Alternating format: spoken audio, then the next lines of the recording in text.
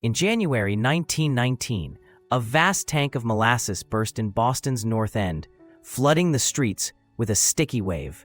The wave reached speeds of 35 miles per hour, demolishing buildings in its path and leaving a thick, sugary mess. Surprisingly, 21 lives were lost and over 150 injured in this bizarre disaster. Investigators found that the tank was poorly constructed, leading to legal battles and public outcry. This strange event has since become a footnote in history, often overshadowed by other tragic events, but it serves as a reminder of how unusual disasters can impact a community.